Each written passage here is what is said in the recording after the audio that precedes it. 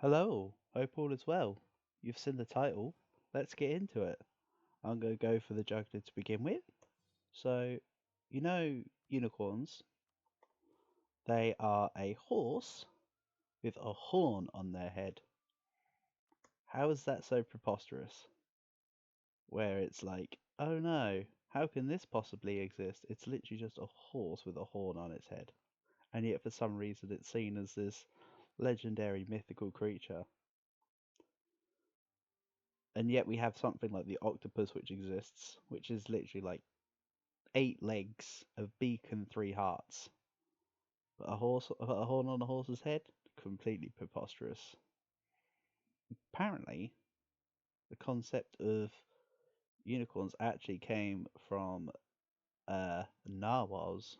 Apparently, the narwhal horn was discovered, and that somehow led to the concept of unicorn. Even though rather than unicorn, I actually prefer bicorns, which is when you have corns and they are fluid in their sexual preferences. Nah, it's just a horse with 2 horns. I quite like the idea of bicorns. Apparently, unicorns are seen as like the good version, and bicorns are seen as the bad one. It's a bit of a strange way of doing it, but there you go. Um, so the Loch Ness monster up in Scotland, that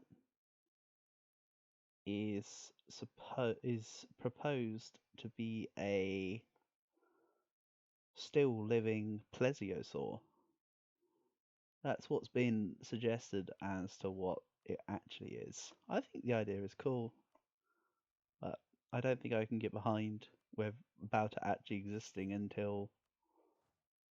I mean, I'm not going to go trek up to Scotland to see it, but there has to be some definitive proof as far as I'm concerned before I actually believe it. But it's cool. Then Bigfoot is just a big monkey. And yes, I know you've then got like snow versions and stuff, but I mean, it's not that hard of a reach, is it? Let's be honest with ourselves. Unification of Nepal, you say? Rajput's influences for you are greater. So anyway, yeah, not as cool as Big Mouth. Good program on Netflix. Um, but yeah, I think it's just one of the missing link kind of primates. Bigfoot. I can't see it being anything more than that.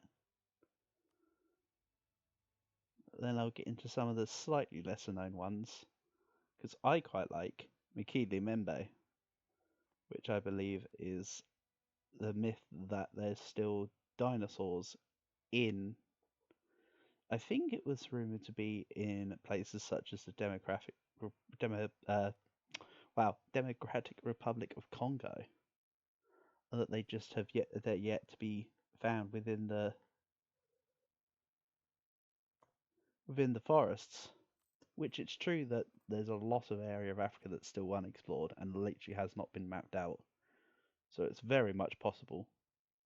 Because, for instance, back in, I think it was in the early Cretaceous, maybe mid Cretaceous, I believe it was on Madagascar, a lot of species were pygmy forms of themselves, and there was a couple of species of pygmy sauropod found.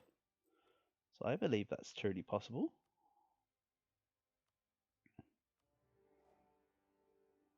But that'd be cool just to have a pet, like a little pet, uh, like Diplodocus. That'd be fun.